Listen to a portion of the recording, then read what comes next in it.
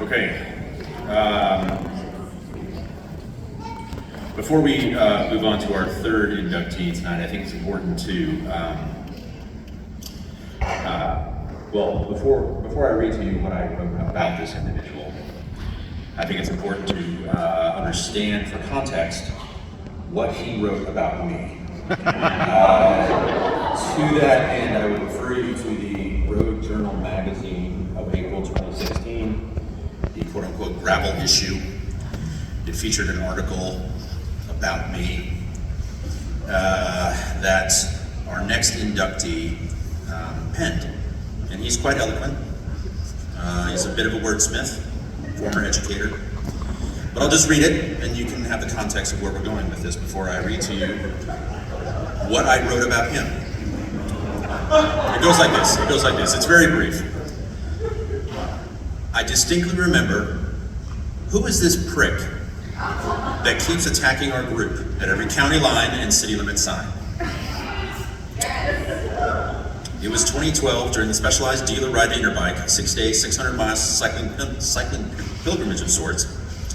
I don't know if it was something unique about Specialized Dealers, but all of them hammered and kept the pace high throughout the initial 2 days. The start of the third day skirted Fish Lake, Utah, and the first punchy climb animated the riding. Much like the previous 2 days, the usual suspects, including the aforementioned fellow, were among the 6 of us that pedaled away. Our group had averaged 25 miles per hour in a well-synchronized pace line when the guy from Kansas once again sprinted for a town sign, throwing up his arms like he'd just won a Grand Tour stage. The rest of us just shook our heads in disbelief and let out grumbles of disapproval. I vibbed him hard when he eventually rolled back to our group, but he didn't seem to care. He was all smiles after winning yet another meaningless sprint. By the time we made it to Las Vegas, 4 days and a few hundred grueling miles later, this chap and I were not on speaking terms.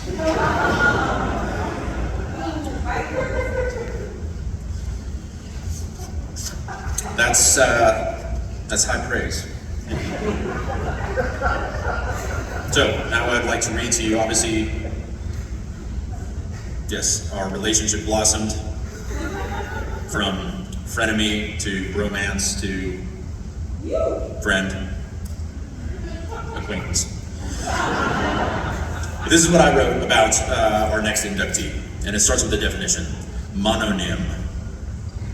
The definition of mononym is a person's name consisting of one word, typically a first name without a surname. For example, the villa once belonged to the famed Florentine artist Michelangelo Buonarroti, better known by his mononym Michelangelo. So in this regard, I would put forth Elvis, Denzel, Bono, Cher. Individuals so iconic they no longer need last names. People that have accomplished so much in their fields that a surname is superfluous, veritable paragons of their disciplines. In the gravel realm, there is but one person that has yet achieved that honor. His name is Yuri.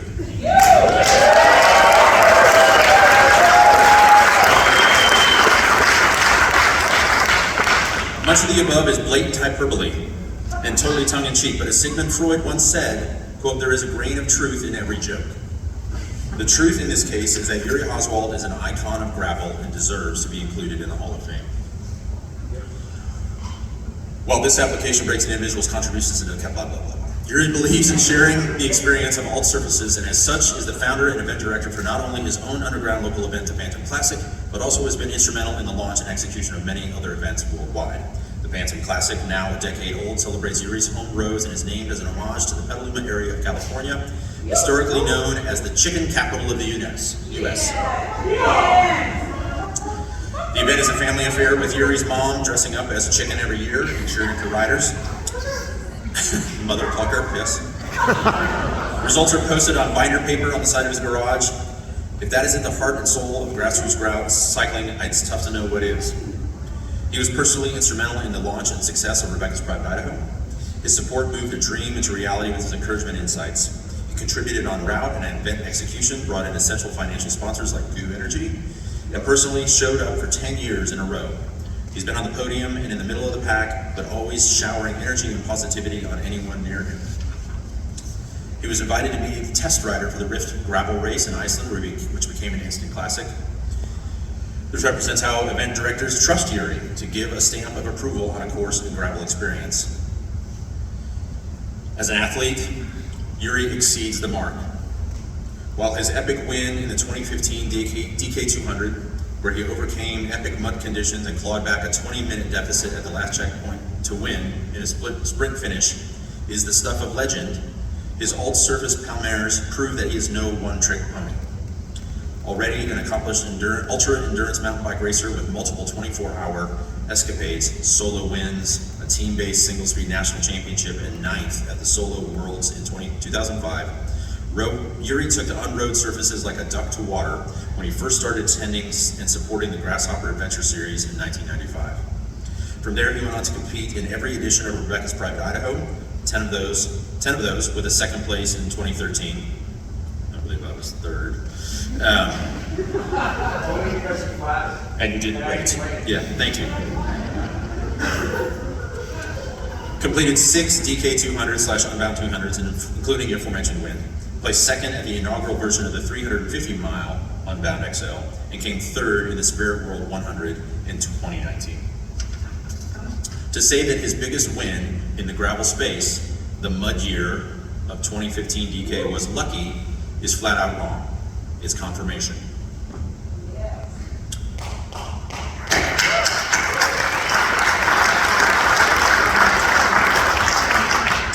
Part of being in the burgeoning gravel space means forging your own path and clearing the way for others. Yuri has done that across multiple fronts. In his role as athlete and community manager at GU Energy, Yuri has been a trailblazer, at the forefront of sponsoring diverse riders, including women, para, trans, and non-binary athletes. By guiding capable athletes to carry the banner of gravel forward, Yuri has used his place in the industry to make more riders feel welcome and impactful. His professional role has also allowed him to push the industry to support impactful events of all sizes, from tiny events like casual weekend rides to massive events like Unbound 200. Yuri has been there with support across multiple entities. For example, when GCoF member Rebecca Rush wanted to launch her own event in Idaho, Rebecca's Private Idaho, or RPI, Yuri was there with support and guidance for what would become one of the first large-scale mountain gravel events. And when the time came to discuss exactly where the sport was headed and what the rules should be, Yuri was there as a steady voice in the dialogue about the healthy growth of gravel. Beyond the human element, Yuri has also been at the vanguard of several technological evolutions. The Chase Vest, named for Chase County, Kansas, home to much of the Unbound 200 route, is a collaborative achievement born out of real-world experience. After donning a lightweight running vest from sponsor Camelback in 2015, Yuri helped prototype and develop a hydration system that has become ubiquitous across the industry. When riders need to carry needed supplies comfortably over long distances, they do so knowing Yuri unpaved the way. Yeah. While Yuri has been at the front of, as an athlete on dirt surfaces for decades, he's also been behind the scenes at countless events, group rides, fundraisers, and youth coaching leagues. He's played a part in growing NICA leagues across the country and has dedicated hundreds of hours as an instrumental supporter of his local league, NorCal MTB. He's organized big and small rides and experiences for youths and adults. He is ever present, handing out hugs and water bottles, and is the first and last one at the venue setting up. He's there when not required to be and when no one is looking. His efforts as a volunteer, including being a dedicated participant in fundraising for the Pavlov Pediatric Cancer Foundation, a 10-year effort, and a donator of time and energy to the Be Good Foundation, and a celebrated educator, motivator, and team leader for gravel camps like Rush Academy. As a special nod, he was the only male invited to be an instructor to the Special Blend Women's Gravel Camp hosted by Serena Bishop Gordon. Yuri's sense of adventure and exploration is an integral part of his gravel character. Always seeking a more interesting route, Yuri has always sought the least traveled path, as evidenced by his Lost on Purpose series of routes to the Lost Sierra in Northern California. This wanderlust is further reinforced by his exploration of Nevada's interior and his frequent sojourns into northern Idaho. Simply put, Yuri loves to find the places not on the map. As a trusted member of the media for decades, Yuri has penned op-eds, event recaps, state-of-the-industry commentary, gear reviews, route recommendations, ride reflections, and insights for titles such as Velo News, Outside, Peloton, Cycling News, and many more. He's been tapped as an expert and articulate host for industry gravel podcasts, interviews, and social media insights. His experience as a member of the cycling media and a multifaceted member of the gravel community make him, hands down, the most prolific and consistent voice and face of gravel storytelling. He has also been the subject, inspiration, and creative contributor for numerous film projects that showcase the diverse and passionate reasons people ride gravel. These films illustrate how Yuri encompasses all that is beautiful about gravel, exploration, competition with self and others, love for the outdoors, and the people who share this cycling adventure with us. Perhaps the most famous mononym of all time, Plato, said it best: "The measure of a man is what he does with power." Or, as Stan Lee put it, "With great power comes great responsibility."